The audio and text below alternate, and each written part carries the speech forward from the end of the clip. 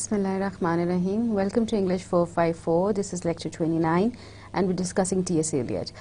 In the last lecture we discussed Eliot's literary achievements and his idea of criticism, and we discussed what he has to say about tradition, because there's this famous essay that he has written, and his famous essay is all about tradition and individual talent.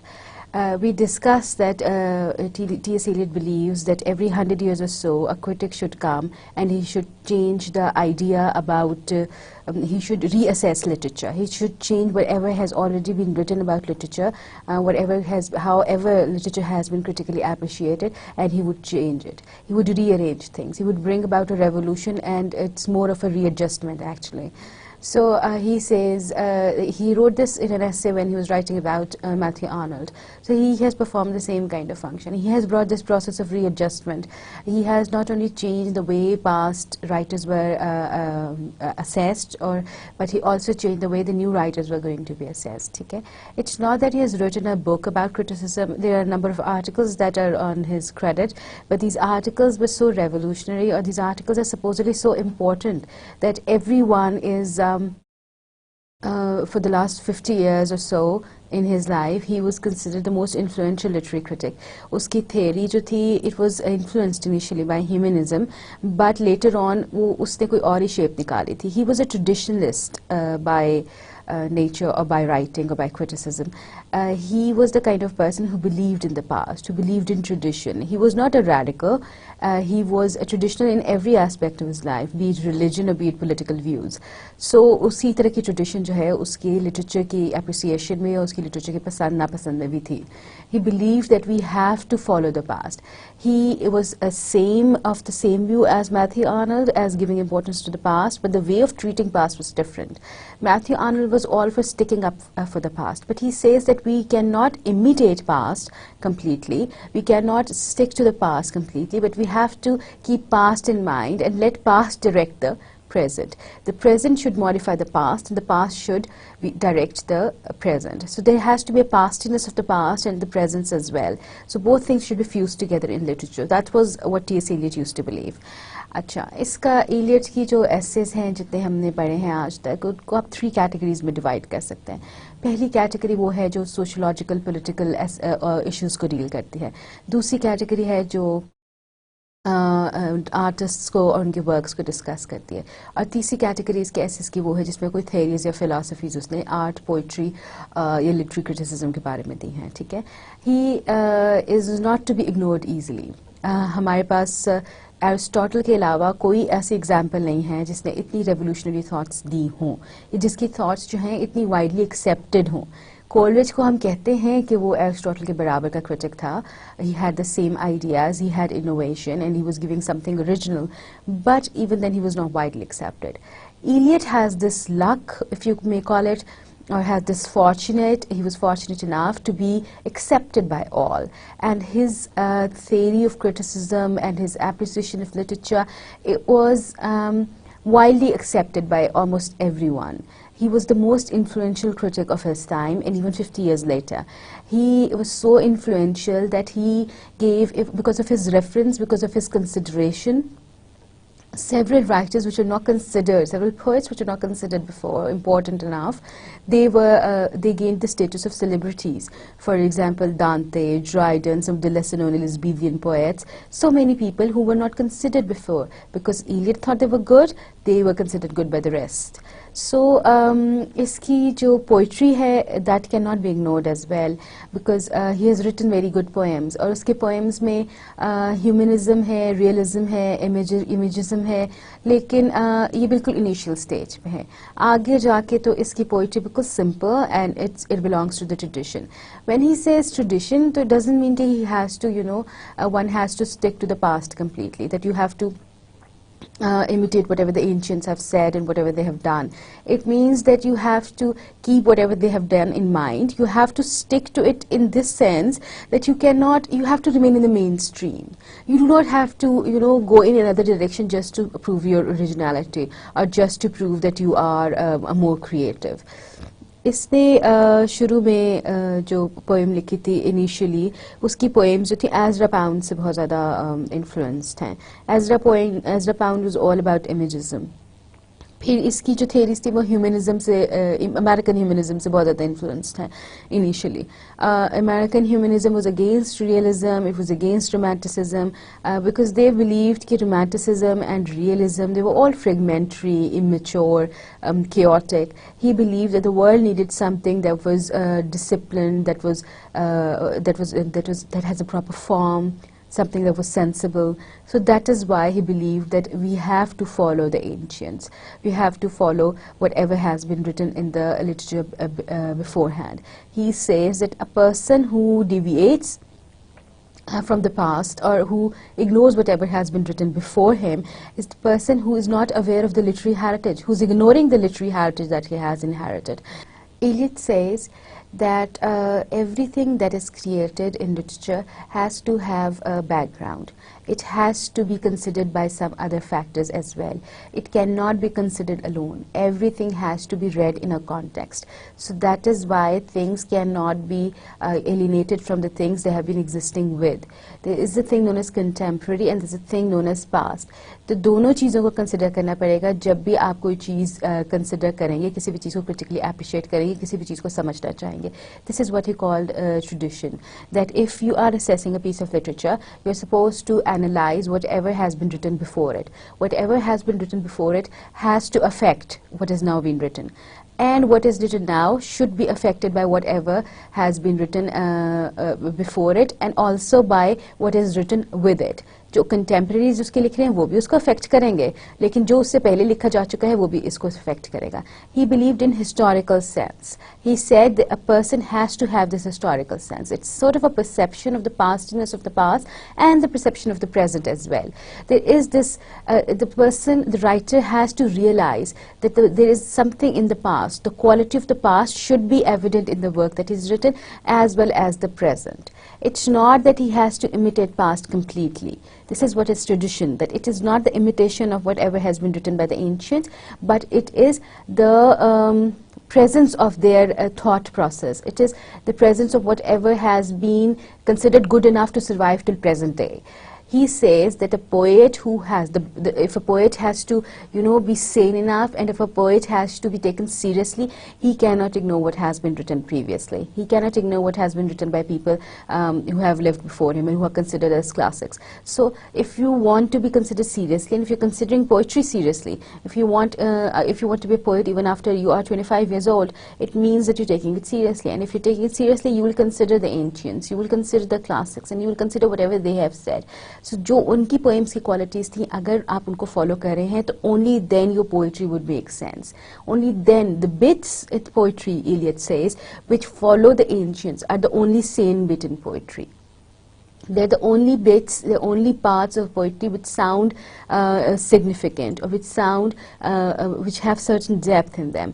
Otherwise, तो जो बाकी poetry लिखी जाती है, he says that it doesn't make sense.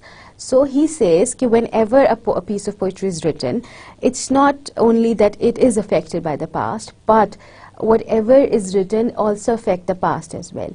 It's like the things are in a proper order. But when something new is created, then something new has to be adjusted in whatever order was existing beforehand. So जब उसको आप adjust करने की कोशिश करते हैं, तो order जो है पहले perfect order था चीज़ों का, वो change हो जाता है. तो जब वो perfect order change हो रहा है, इसका मतलब है जो चीज़ नई लिखी जा रही है वो पिछली चीज़ों को भी change कर रही है. पिछली चीज़ों को देखने की idea भी change हो जाता है, आपका तरीका भी change हो जाता है. So critics also have to follow tradition. Not only artists, not only poets, not only writers, but critics themselves have to follow tradition. There has to be something outside, a frame of reference, a set of rules that a poet and a critic has to follow. That frame of reference, that something outside should be objective enough to guide their subjective thoughts. He says that a poet is a mere medium. A poet is a mere catalyst. He is supposed to combine the emotions and the feelings and that set of rules together and to create poetry. He believes in the impersonal theory of art. उसने खुद दी है impersonal theory of art, और वो कहता है कि poet has to keep himself separate from his work of art. उसका mind और उसकी personality, they should be two separate things. The sufferings and the mind, they should be two separate things.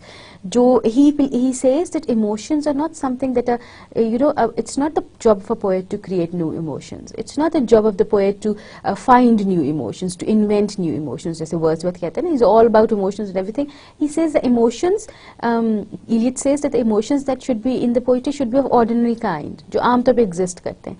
But it's the way you work them up in poetry, it's the way you knit them in the form of a poem. It should be so extraordinary that the feelings should arise which were not present in the actual emotions. आपने उनके ज़रिए वो feelings पैदा करनी है जो कि उन emotions में पहले नहीं थी, उन emotions के ज़रिए पैदा नहीं होती थी. ये कमाल होगा poet का. So he says that a poet has to keep his personality separate from the work of art. जो सफ़र उसने किया, जो उसकी personal likes और dislikes थी, जो उसका personal experience था, it should be separate from the art. ठीक है, it should not become the part of the art. It should be different from whatever the artist has to say. जो poem में आएगा, it should have its own sentiment. There is the sentiment of the poet and there is the sentiment of the poem. The significant sentiment कौन सा, significant emotion कौन सा है जो poem के अंदर है. Significant emotion की बात करता है Eliot. वो कहते हैं कि ये ज़्यादा important है. जो poem का significant emotion है, जो reader पे depend कर रहे है, जो वो ऐसी पोइम होनी चाहिए, उसको इस तरह क्रिएट किया जाना चाहिए कि it should evoke the emotion in the reader itself. The writer should not try to evoke that emotion. The poem should try to evoke the emotion. और जब poem वो evoke करेगी emotion, वो पैदा करेगी, उसको rise करेगी, तब वो emotion जो है वो significant emotion होगा. So this is his impersonal theory of art. He says that a poet is a mere phantom. He has nothing to say. He is just a medium. उसका दिमाग भी एक medium है. उस दिमाग में fusion ज़रूर हो रही है ideas की. उस दिमाग में it's like the pressure that you add. It's like the two different things. It's a process of fusion ना, जो nuclear fusion होती है. उसमें एक extra force add की जाती है ना. वो extra force किसके ज़रिए add की जाएगी? दिमाग में add की जाएगी. और उस extra force के ज़रिए एक नई चीज़ create होती है. So he says that a person has to keep himself separate, has to keep his personal experiences separate, has to keep his suffering separate. उन sufferings का, of course, they are the rising point, they are the originating point, but they should be kept apart.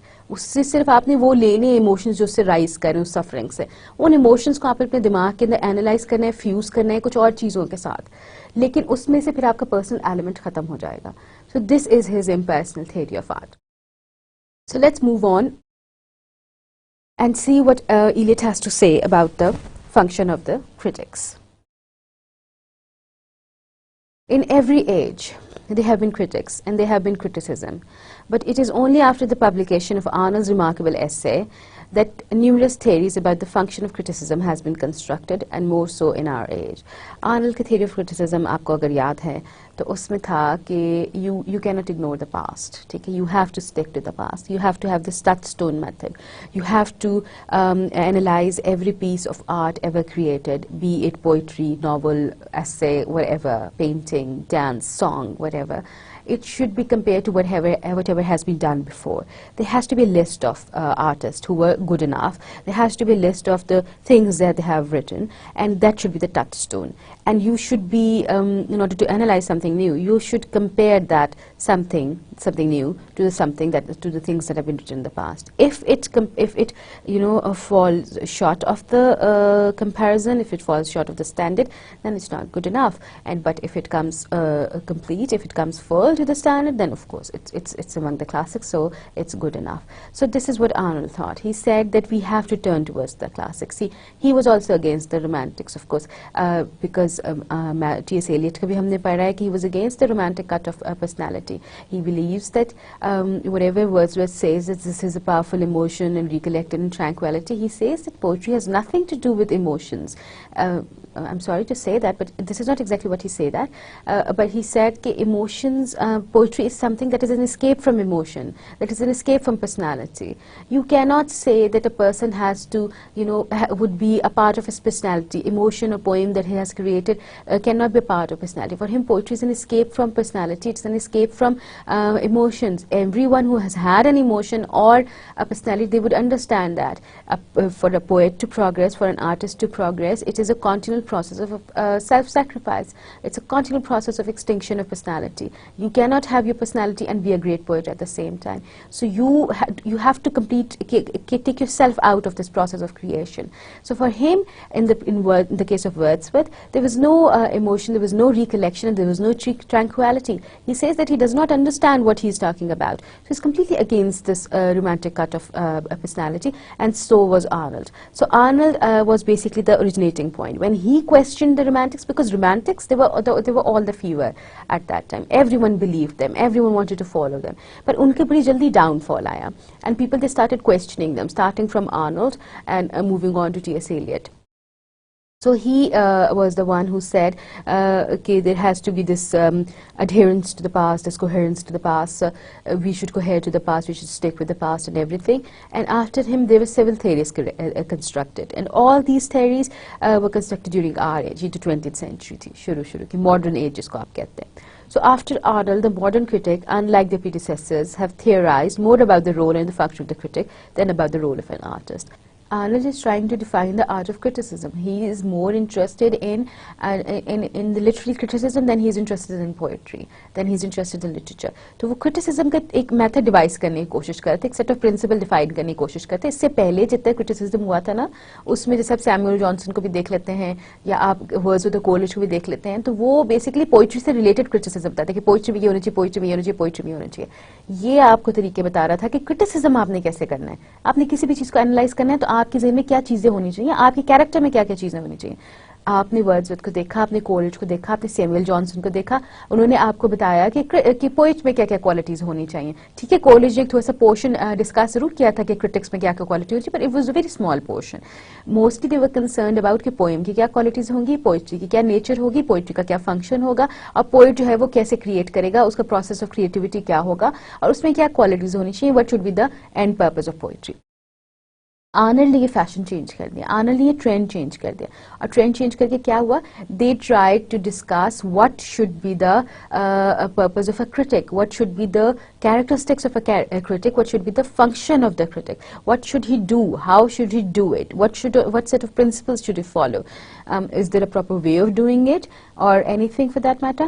So this after Arnold, there was this whole trend, and all the modern critics that theorized, they gave theories and philosophies, and there were different schools of thought that developed after this, and they decided what to do with how to appreciate literature, how to write criticism on it. So criticism became very important. So our age can be called the age of criticism. We are not the age of poetry, or we are not the age of art. We are the age of criticism. And one of the dominant figures of our age is, of course, T.S. Eliot. It's an example of this fact, because T.S. Eliot की poetry भी बहुत important है, and it's very good. But he is more known as a critic. I mean, he's so well known as a critic. Uski theory, uski revolutionary ideas, they are so overwhelming that people do not dare to deviate from them. Coolidge को question कर लिया, Wordsworth को question कर लिया, Samuel Johnson को question करते हैं, Aristotle को भी इवन क्वेश्चन करते हैं. इसको कोई क्वेश्चन नहीं कर रहा, इसमें कोई लिमिटेशंस नहीं निकाल रहा, इसको कोई नहीं कह रहा कि इसमें ये फॉल्ट्स हैं. Everyone agrees with him somehow. I wonder why. But this is, you have to keep in mind that there are two schools of thought, always. So one is this traditional school of thought, and the other is the liberal school of thought, modern school of thought. तो वो differ करेगा Eliot से यहाँ पे. He has theorized more about criticism than he has done actual criticism. उसने as such literature को analyze नहीं किया, उसने as such writers को analyze नहीं किया, उसने as such किया लेकिन बहुत ज़्यादा नहीं किया. जैसे उसने मिल्टन पे भी लिखा है, उसने हैमलेट पे भी लिखा है. He has, but he has done it to, as Coleridge did, to explain something else. उसने philosophize करने के लिए, theorize करने के लिए चीज़ों को discuss किया है. उसने इसलिए नहीं किया क्योंकि वो उन चीज़ों को discuss करना चाहती है, उनको critically appreciate करना चाहती है. वो चाह रहा था कि इन चीज़ों को ऐसे appreciate किया जाए. वो आपको बताना चाह रहा है कि criticism कैसे किया जाता है. So he has made philosophies more about criticism than he has about literature. And he has theorized more about the critic than about the artist. उसका focus artist नहीं है, उसका focus critic है. उसने ये नहीं बताया कि किसी भी आर्टिस्ट को कैसा होना चाहिए, उसने ये नहीं बताया कि कोई भी आर्टिस्ट जो है how he should think, what kind of a personality he should have, what should be the qualities necessary for the presence of for the process of creation to take place. Nothing of the sort. He is more concerned with the critic. Critic को कैसा होना चाहिए? How should he go on doing the process of criticism? What should be the important qualities in his personality for the process of criticism to take place? So you have to keep in mind that the whole trend has changed. Initially, they were concerned with how things should be written, how poetry should be written, for that matter, how the process of creation should take place, what should be the important qualities present in a poem for it to be a good poem, what should be the standard of excellence in poetry for it to be acceptable, for it to perform the function that is expected of it. That is, जैसे हम Arnold को discuss किया था तो हमें पता चला था कि Arnold says that poetry is a very high function, it has to interpret life for us. वो पोइट्री के फंक्शन पे बात कर रहा था, वो पोइट्री की पर्पस पे बात कर रहा था, और इसीलिए वो फिर आपको पोइट्री ही की आगे क्वालिटीज डिफाइन करता है कि if it has to interpret life, if it has to give the joy and the strength that is its end, that is its purpose, then it has to have certain qualities, then it has to that it has to have a certain excellence, and that excellence, how would it come? Well, there is this truth and high seriousness of both matter and manner and stuff that we discussed already. So इस तरह यहाँ तक even Arnold तक जो चीज़ थी ना, they were concerned with the poetry and the poet and a little bit about the critics and everything.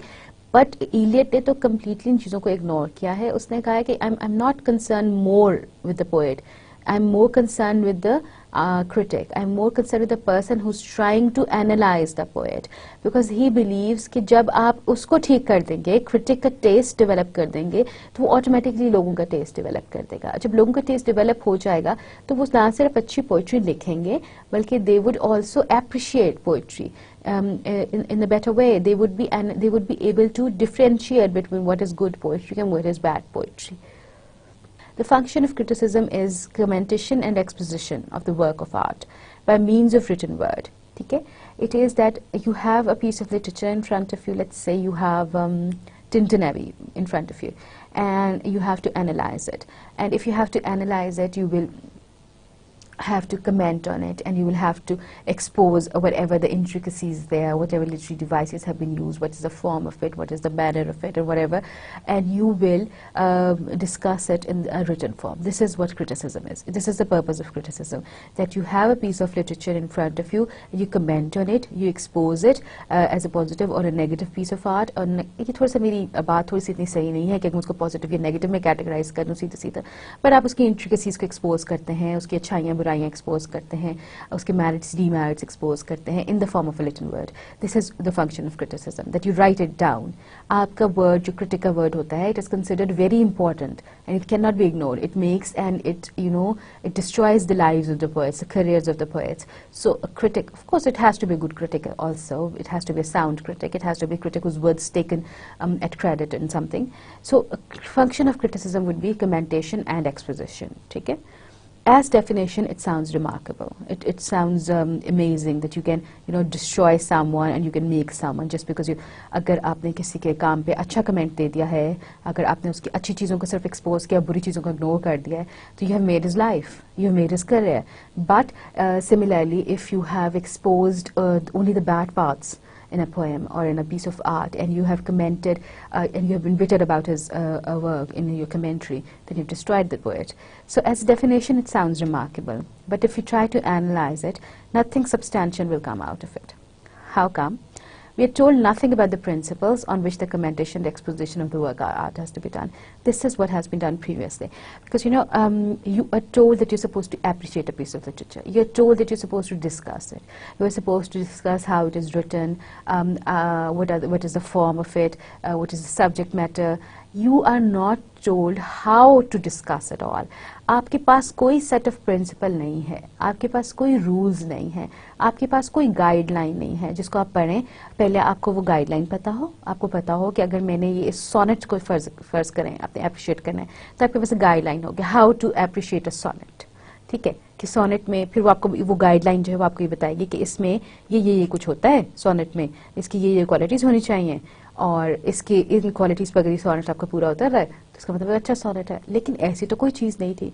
तो it is Eliot believes कि function of criticism previously it was defined as a commentation and exposition of a work of art in the written word, by means of written word. It's an empty definition. Why? Because it is not telling you how to do it, how to do this commentation and exposition. It is not, you have not been, a critic has not been provided any set of rules. He has not been provided a set of principles. So when he has not been provided anything to go by, he would use the personal judgment. He would judge on the basis of his only likes and dislikes. He would judge on the basis of the knowledge that he has. He would judge on the basis of the books that he has read. He would not have a neutral viewpoint then. ठीक है, उसके पास कोई जिसे कहते हैं दरमियाना रास्ता नहीं है। उसे तो या पसंद आएगी चीज़ या नहीं पसंद आएगी। He is a human being, he has his own likes and dislikes. So अगर उसने अपनी पसंद की बेसिस पे कर दिया, उसने अपनी बायसेस पे उसको जज किया, उसने अपनी प्रेजुडिसेस पे उसको जज किया, तो of course that would not be an impartial judgement, of course that would not be a fair judgement for that matter. So this definition of a criticism is an empty definition because it is not providing you with any rules, it is not providing with you any guidelines, reference points. Thus, in the case of every new critic, there will be a new commentary on and a new exposition of every work of art. Everyone, every new person is going to analyze literature differently. Every new person is going to discuss or disregard something on the basis of his own personal judgment. यही हो गया ना कि आपने उसको खुली छुट्टी दे दी कि प्लीज इसको जज करो, और जज कैसे करो, जैसे तुम्हारी मर्जी, क्योंकि तुम्हारे पास तो कोई सेट ऑफ रूल्स है ही नहीं। अब जैसे स्टारी नाइट है, ठीक है, दिस पेंटिंग में Rembrandt, and you look at that starry night, और फिर आप देखते हैं वैन गो की पेंटिंग है द स्टारी नाइट। अब हर बंदे की उसके अपने एनालिसिस, कोई समझेगा कि ये तो किसी 4 क्लास के बच्चे ने बनाई है, 4th क्लास के बच्चे ने, कोई कहेगा हाँ this is such a beautiful painting. मैं कहूँगी I like this blue and the black combination, the yellow that shows in the sky. Everyone has his own judgment. हर एक की अपनी personal likes and dislikes colours के हिसाब से होंगी, subject matter के हिसाब से होंगी, फॉर्म के हिसाब से होंगी, वो चॉइस ऑफ मीडियम के हिसाब से होंगी। किसी को वाटर पेंट पसंद है, किसी को ऑयल पेंटिंग पसंद है, किसी को चारकोल पसंद है, किसी को चॉक से पेंटिंग पसंद आ रही है। हर बंदे ने उसको फिर अपनी तरह से एनालाइज करना है ना, क्योंकि उसके पास तो कोई सेट ऑफ रूल्स ही नहीं है। ये तो वही बात होगी कि हर बंदा जो है कपड़ों को अपनी तरह से एनालाइज करेगा। किसी इंसान के लिए लंबी शर्ट और कपरीज जो है वो एक्सेप्टेबल होंगी और किसी के लिए नहीं होंगी। किसी के लिए, ये जो सोफिस्ट्स कहते थे ना कि everything is fair as far as you achieve your end, तो ये चीज़ क्यों गलत हो जाती थी? Because you have to have a set of principle जिसकी बेसिस पे आप काम करेंगे। अब जिस तरह हमें कहते हैं कि अब हर बंदे का स्टैंडर्ड ऑफ मोरालिटी डिफरेंट होता है, लेकिन there has to be a certain standard of morality, एक जनरल स्टैंडर्ड ऑफ मोरालिटी होना चाहिए। उस पर फिर आप जज करते हैं ना कि कोई चीज़ मॉरल है या कोई चीज़ मॉरल नहीं है, कोई चीज़ गुड है या ईवल है। तो वो जो जनरल स्टैंडर्ड है जिसके अगेंस्ट आप चीज़ों को कंपेयर करेंगे, that has to exist. So this holds true for poetry and for criticism as well. There has to be a general standard, because if there is no general standard, if there is no standard, there is no set of principles, तो फिर आप चीज़ों को कैसे discuss करेंगे? The standard would change for every person. Some people have low standard, some people have very high standard. कुछ चीज़ें जो कुछ लोगों के स्टैंडर्ड पे पूरी उतर जाएंगी, कुछ लोग उसको बिल्कुल outrightly रिजेक्ट कर देंगे। So with every new poet, with every new critic, there is going to be a new commentary on that piece of art, because every new critic is going to think in his own way. He would have his own life, and उसकी life पे उसके अपने influences है, उसका दिमाग और तरह से काम करे, क्योंकि उसके दिमाग को और चीज़ों ने इन्फ्लुएंस किया था। उसकी जो कंबाइनिंग फोर्सेस हैं, जो उसकी चीज़ों ऑल्टरिंग पर्सनालिटी ऑल्टरिंग फैक्टर्स हैं, that they are different from the person who has analysed that piece of work before him. So इस तरह तो फिर चीज़ें हर दफ़ा, हर पोइट की दफ़ा, हर आर्टिस्ट के लिए हर दफ़ा नया क्रिटिक आएगा, और वो हर दफ़ा उसके काम पे एक नया क्रिटिसिज्म, एक नई कमेंट्री दे के चला जाएगा। And who is the critic we should believe, whom is the critic we should believe more than the others। और फिर ये रीडर्स के लिए डिफिकल्ट हो जाएगा ये चॉइस करना कि किस क्रिटिक को वो बिलीव करें, ठीक है? बिकॉज अभी भी अगर आप शेक्सपियर पढ़ते हैं और आप शेक्सपियर के क्रिटिक्स को पढ़ते हैं, तो आप थोड़ी देर के लिए कंफ्यूज हो जाते हैं कि एक क्रिटिक एक बात कहता है, दूसरा दूसरी बात कहता है। आपको समझ नहीं आती कि आपने चूज किसके दरमियान करना, because they both learned people and they both have studied Shakespeare in depth. whom should we believe? So the choice for the reader, it becomes very difficult. They do not understand whom to believe and whom not to. So The function of criticism, as it has been previously devised or defined, was to give a commentation and exposition of a work of art. But this is empty. Why? Because this exposition and commentation is going to change with every new critic. And how are we supposed to decide which critic is right and which is not? Which critic is right and who's not? So, for Eliot, there has to be something outside a poet, something outside a critic, a set of principles. The set of principles should be the standard then. Eliot denies that criticism is automatic and specifically asserts that it must always profess an end and view, which he roughly defines as elucidation of work of art and the correction of taste. अच्छा, criticism का purpose क्या होना चाहिए? It's not there to just give a commentary, but it has to have a certain purpose.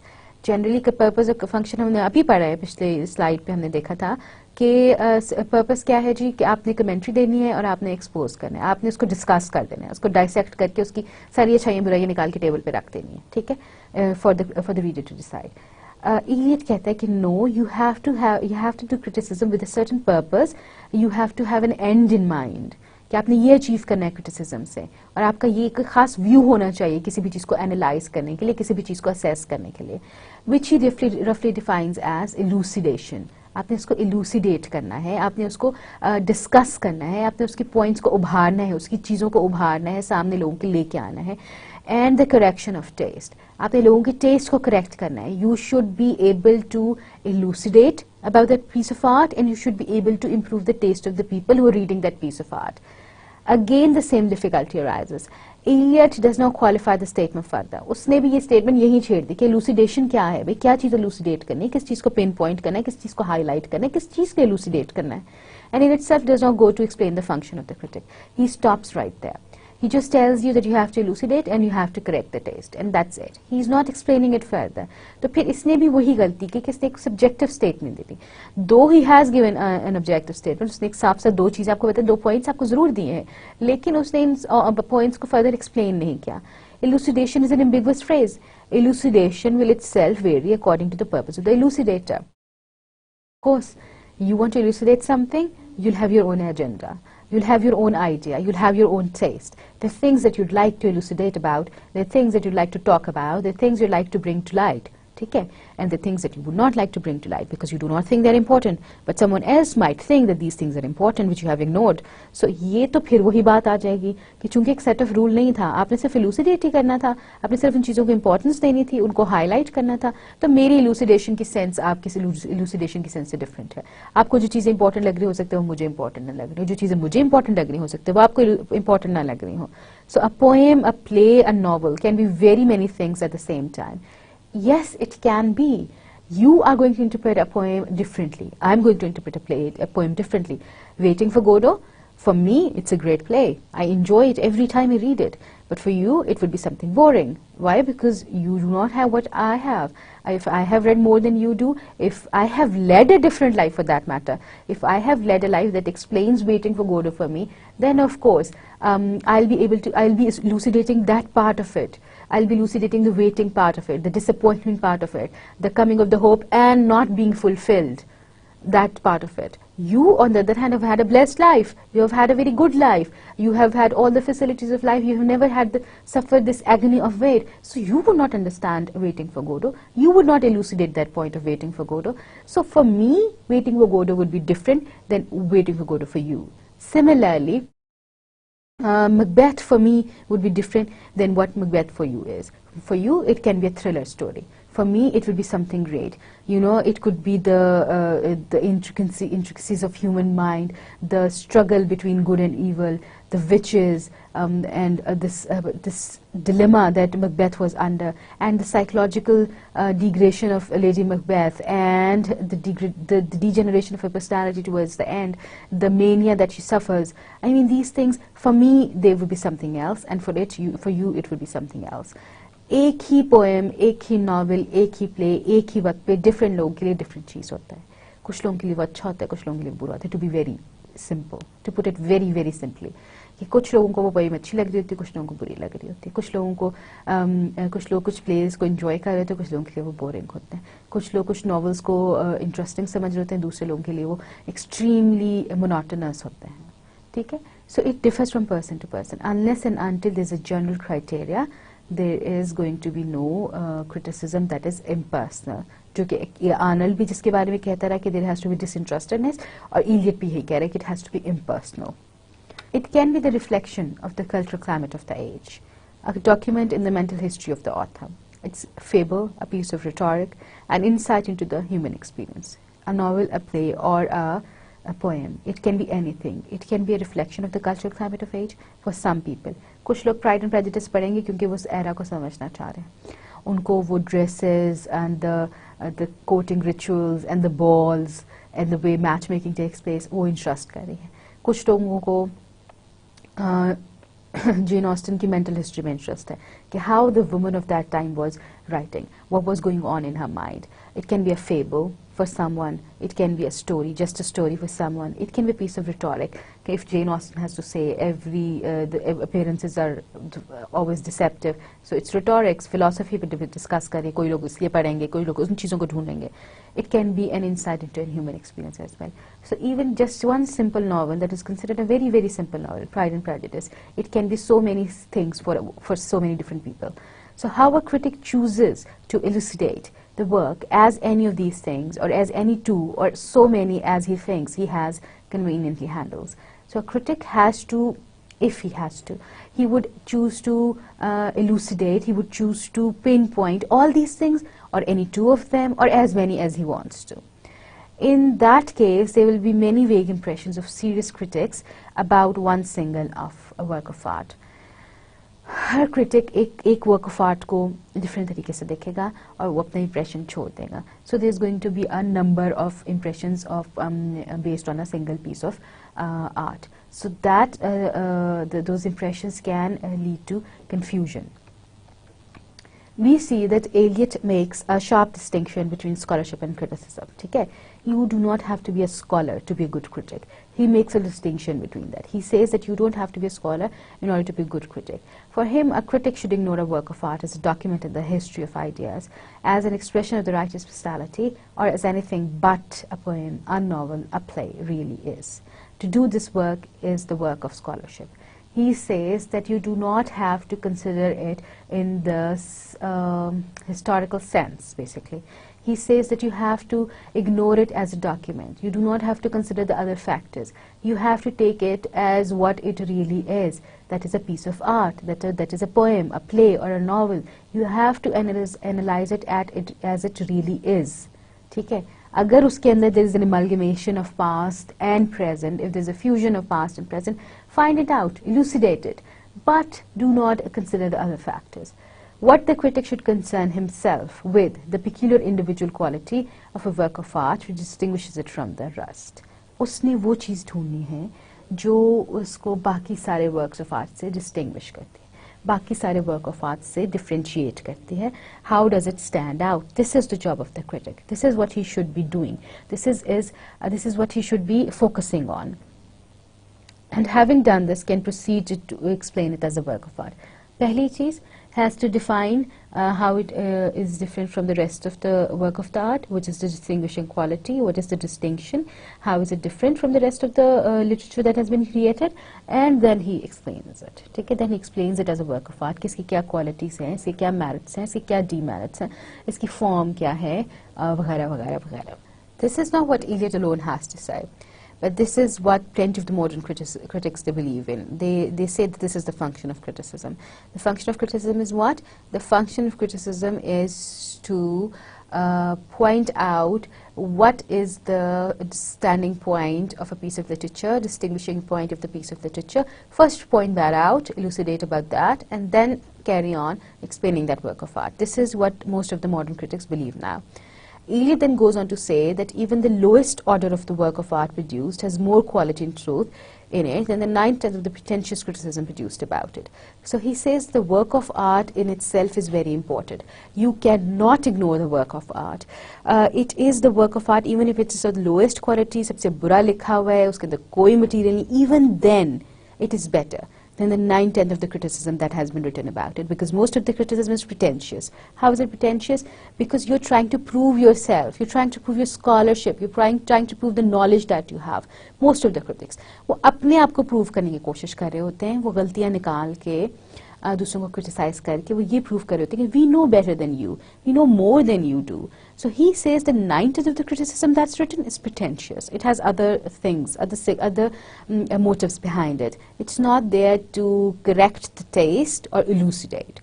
So elucidation would be pointing out what is good in it, or what is the distinguishing feature of it, and then discoursing about it as a generally as a piece of art. So this is what the modern critics believe, and he even says, he moves on and he goes a step further, and he says that art in any form, any shape, any quality would be better than most of the criticism that is written about it.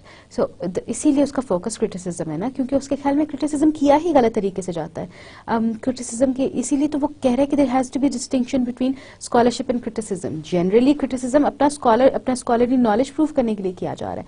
He says that it is not the job of a critic to find the merits and demerits of it and leave it at that. It's not commentary and exposition कि आपने सारी चीज़ों को dissect करके table पे रख दिया और आपने कहा कि हाँ जी ये ले लें, ये criticism है. No, it has to be, you do not have to discuss the historical importance of a piece of work. You have to discuss how it exists as a piece of art. ये चीज़ ज़्यादा important है कि वो novel, वो play या वो poem जो है वो exist कैसे करती है, what it actually is. आपने उसकी नेचर को डिस्कस करना है, आपने उसके फीचर्स को डिस्कस करना है, आपने उस पोएम को डिस्कस करना है, आपने उसको आउटराइटली डिसमिस नहीं करना, आपने उसकी गलतियां सिर्फ इसलिए नहीं निकालनी क्योंकि आप ये प्रूव कर रहे थे कि अच्छा नहीं लिखा गया. वो अच्छा लिखा गया है या नहीं लिखा गया, ये जजमेंट आखिर की है. शुरू में आपने उसको डिस्कस करना है. ये एक मुश्किल काम है, ठीक है, किसी भी चीज़ को लेके उसको डिस्कस करना, उसकी गलतियां निकाल के उनको बताना, इट्स अ डिफरेंट थिंग, बजाय इसके कि आप सिंपली आउटराइटली जिसको डिसमस कर दें कि जी ये इसको फॉलो नहीं करा, so I don't think it's a good piece of art. So for a literary critic it is important that you have to focus on the first on the distinguishing feature of that piece of art, कि उसमें सबसे important distinctive feature क्या था, and then you elucidate about the rest of the उसके बाकी as a piece of art उसको आप discuss करते हैं. Any statement, as Eliot asks a critic to make about a poem or a play or a novel will be an inadequate one. Why? Because they would be trying to prove themselves. They'd be trying to prove themselves right, for that matter. If a great portion of the complex meaning of that work of art is left out, and the sense of the true quality of art escapes the sort of defining and categorizing which has persisted throughout the history of criticism. Throughout the history of the criticism, they make a statement, just a statement about a play or a poem or a novel. And most of whatever has been written is just ignored, because there's something that stands out that does not agree, that they do not agree with. तो वो उस एक चीज़ को ले लेते हैं और वो जो बाकी पूरा बल्क है रिटन फॉर्म में उस सबको इग्नोर कर देते हैं. सो वो जो स्टेटमेंट वो देते हैं क्रिटिक्स आमतौर पे उस पीस ऑफ लिटरेचर के बारे में, that's always इनएडिक्वेट. He is not saying that it's wrong, he is saying that it's इनएडिक्वेट, it's not complete, it's not sufficient, it's not proficient enough. So the complex meaning of the work as a whole work, that's ignored outrightly. And this is the custom, this is the practice that has been followed in criticism for almost ever. So Eliot believes that this is not the way to go about it. Because we believe as critics, we have been defining and categorizing things. हम चीज़ों को compartmentalize करते रहे हैं अभी तक कि ये चीज़ इस genre में पड़ती है, इसको ये वाली tradition को ये follow कर रही है तो इसको इस compartment डाल दो, इसको नहीं follow करी, इसको नहीं follow करी, इसको discard ही कर दो क्योंकि ये तो literature का part ही नहीं है. So he believes that this compartmentalization का process and this process of categorizing has harmed literature. So this has to stop. And it's the habit of making this kind of evasive statement about a work of art that has given rise to evasive impressionism, in order to avoid coming to the grips with the basic question of whether and why a given work of art is good. This is like you make very general, very evasive statements. You make statements on which you cannot be caught. आप ऐसी बातें करते हैं जो बहुत vague हैं, ठीक है? जो सॉलिड नहीं है, जिनका कोई ग्राउंड नहीं है, कोई फाउंडेशन नहीं है, और इन्हीं बातों की वजह से ये this trend of evasive impressionism it has been given, it comes to prominence. So when you give such statements, you're basically avoiding. What are you avoiding? You're avoiding to say things out in black and white. Because when you say things out in black and white, you can be questioned it. You have to prove yourself. You have to give a logic for whatever you're saying. तो जब आप इतनी वेग बातें करके चीज़ों को छोड़ देते हैं, तो एज अ क्रिटिक लोग आपको मान रहे हैं, वो आपकी बात मान जाएंगे, उस पोएट का करियर या उसके वर्क ऑफ आर्ट को इग्नोर कर देंगे. बट आपने तो चीज़ को प्रूव नहीं किया, इसीलिए लोग वेसिव स्टेटमेंट्स देते हैं, इसीलिए क्रिटिक्स वेसिव स्टेटमेंट्स देते हैं, इसीलिए क्रिटिक्स वेग स्टेटमेंट्स देते हैं ताकि उनको अपनी बातों को प्रूव ही ना करना पड़े. They just give a statement. Most of the time they have not even read the work of art. Eliot says that the real criticism is impossible, not because there's an absence of standard of value that we must fall back on personal taste, but because no critical statement about a work of literary art can be a complete statement, but what it is and how good is it. ठीक है, एक तो दो इसकी वजह हो सकती हैं. एक ये कि कोई भी स्टेटमेंट जो है it cannot be complete enough. ठीक है, it cannot encompass everything that the poet wanted to say and how well he has said it. Poet में फिर please, when I say poet I mean every kind of art. जैसे Aristotle कहते हैं ना, poetry means everything.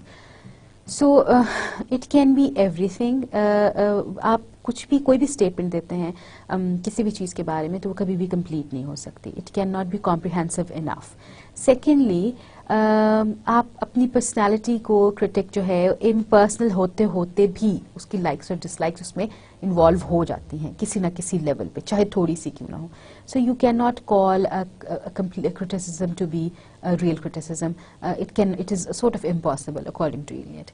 No doubt a set of principle is possible on the level of a static theory, but this is not possible on the level of practical criticism. Static theory बातें करनी है अगर आपने, तो अगर आपने theoretical गुफ्तगू फरमानी है तो हाँ जी ठीक है, there has to be a set of principle. अब वो set of principle statically आपको मिल ही जाएगा. Theoretically आपको 10 points बता देंगे कि जी पोएम को डिस्कस करना है तो इन 10 points पे करो, ठीक है. Practically ये नहीं हो सकता. Which is designed to demonstrate the nature and quality of literary work to increase the understanding and appreciation. Practical criticism का पर्पस क्या है कि आपने उस पोएम की अंडरस्टैंडिंग को इंक्रीज करना है और उसकी एप्रिसिएशन को इंक्रीज करना है.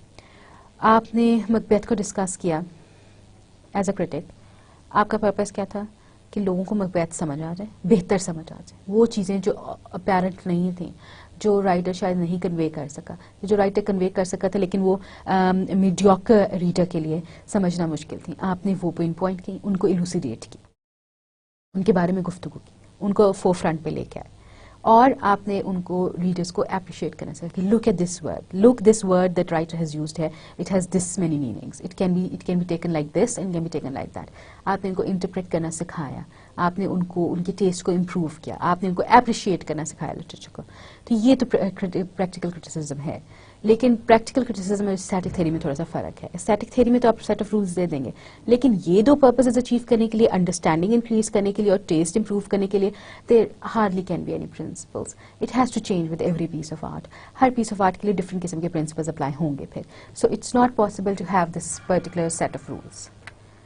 Such criticism must be approximate, indirect, and fragmentary. For example, Eliot's statement about Hamlet is just inadequate. Firstly, it is a negative statement, for it does not say anything about what the play is, but about what the play is not. Then no single statement can define Hamlet.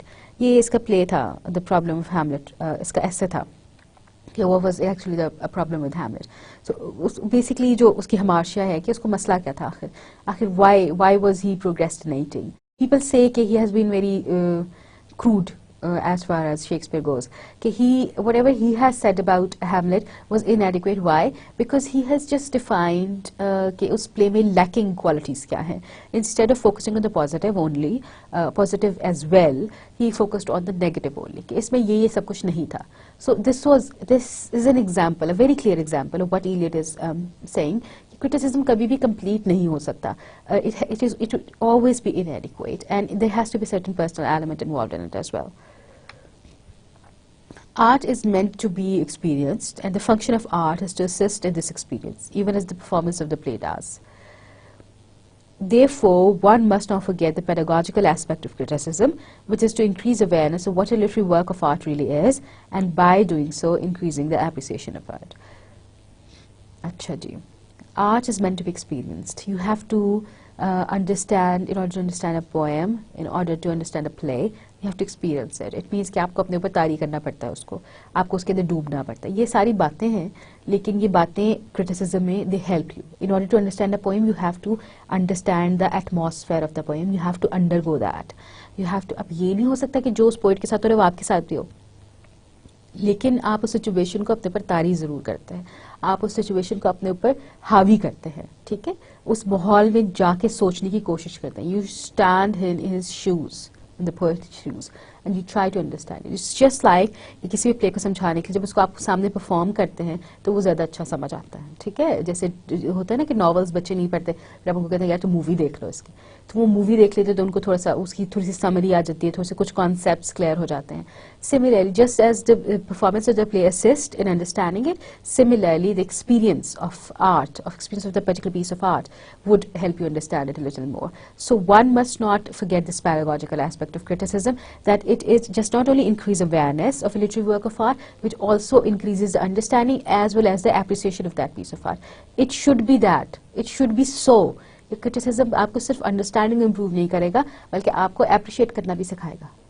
Eliot is a purely philosophical critic. For him, it may be sufficient to say that interpretation is legitimate, only when there is no interpretation at all, but merely putting the reader in possession of fact which he otherwise would have missed, but not for an appreciative critic. For him, when you're interpreting something, you are not supposed to, spoon-feed the reader. You're just supposed to tell him things that he might have missed otherwise. So it's just, it's only legitimate when you're just laying out facts. It's only legitimate when you're laying out facts and when you're telling him how to think. Not telling him what to think, but just telling him how to think that. We know well what Eliot means by facts. It is another word of statement about it. We have seen how inadequate and faulty these statements can be, and how they are no use to common reader, whom a critic is expected to. Generally, criticism में जो statements दी जाती हैं, generally जो चीज़ें बताई जाती हैं, वो इतनी complicated होती हैं, इतनी मुश्किल होती हैं कि वो लोगों को assist नहीं करती. तो critic का काम ये नहीं है कि वो लोगों को और confuse कर दे, बल्कि critic का काम ये है कि वो उनको वो चीज़ें समझाए जो कि वो मिस कर सकते हैं. It should be very simple, it should be just laying out facts कि प्लीज चीज़ों को इस तरह देखें, इस एंगल से देखें, इसमें देखें ये भी लिखा हुआ है, इसमें ये भी लिखा हुआ है, प्लीज इसको अगर आपसे मिस हो गया तो मैं आपको बताता हूँ कि this is how you can look at things, this is how you can assess things, instead of making them confused and making them think that they're not good enough to assess a piece of literature, to study literature. क्योंकि मैंने तो अगर मैं अपने experience से बात करूं तो जनरली तो यही होता है कि मैं जब किसी क्रिटिक को पढ़ती हूँ तो मैं और कंफ्यूज हो जाती हूँ. जो चार चीजें मुझे उस पोएम में समझ आई होती हैं मुझे वो भी समझ नहीं आती. So he is very right when he says that it's just not there, the criticism is just not there to help you. Eliot कहता है कि it should be there to help you. It should just be a very legitimate interpretation only when it is just telling you how to interpret and whatever you have missed out. We all know that what Eliot means by facts. It is another word of statement about it. We have seen how inadequate and when he says that you have to lay out facts, it means that you have to give a statement. जो statements आमतौर पे दी जाती हैं, जो statements आमतौर पे readers के लिए लिखी जाती हैं, वो बहुत inadequate होती हैं, बहुत complicated भी होती हैं. खाली inadequate नहीं होती बल्कि बहुत complicated भी होती हैं. They confuse you more instead of explaining things to you. So the job of the appreciative critic is therefore not to give statements, but to use any mean at his disposal to arouse the interest, to produce that communicative interest without which all further critical discussion is useless.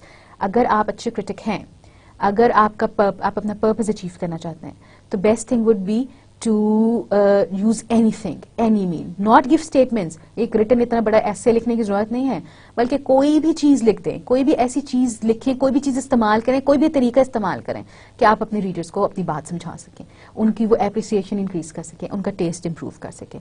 So T.S. Eliot, he is a classist. He does not tolerate individual liberty of romantic poets.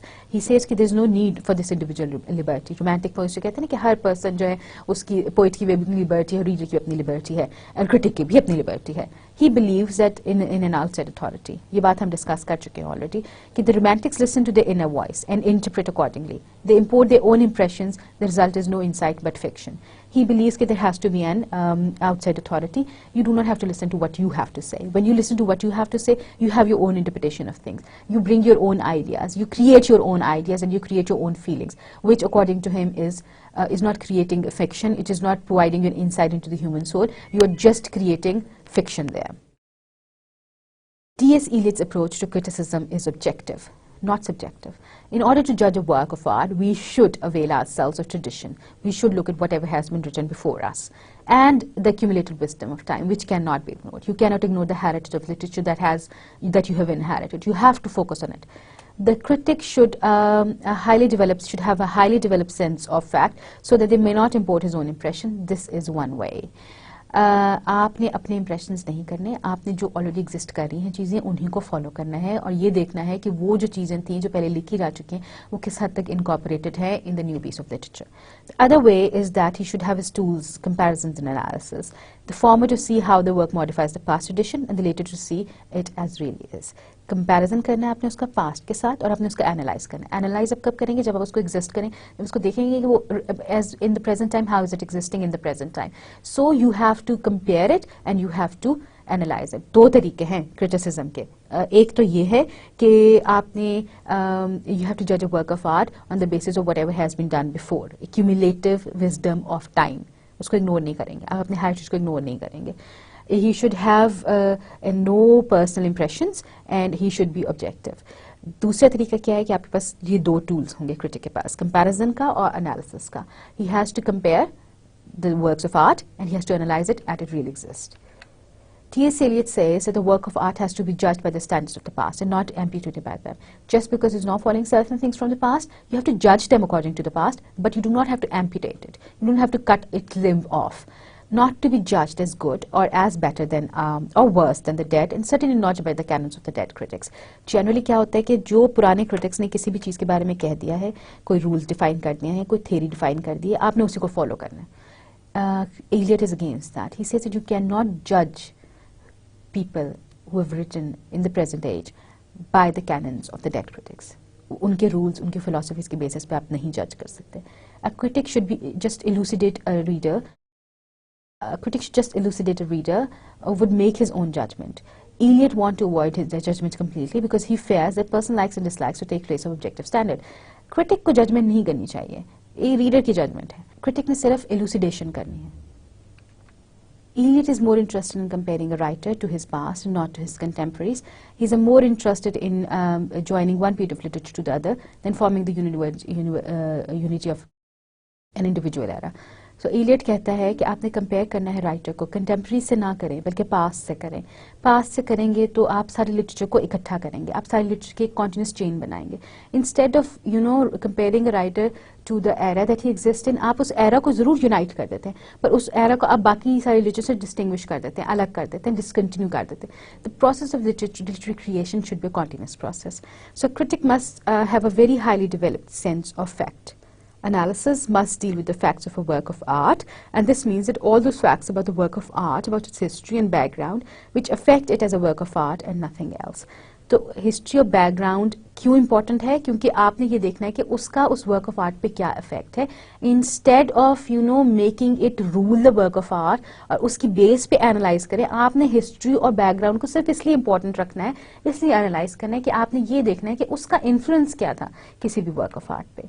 So biography is important then as well. It must throw some light and reveal certain things, but it cannot be literary criticism. ठीक है, जो writer की biography है, जो historical information है, background है, context है, it cannot rule your criticism. The fact which criticism uses must be instruments of appreciation, which helps us to realize the nature of art and the nature of individual work of art. जो चीज़ें हैं, जो facts हैं, जो आप पास से लेके आएंगे, जो pieces of information आप पास से लेके आएंगे, it should only help you to analyze it. और उसमें भी आपने सिर्फ उन्हीं facts को यूज़ करना है, उन्हीं pieces of information को यूज़ करना है जो किसी तरह उस work of art को influence कर रहे थे.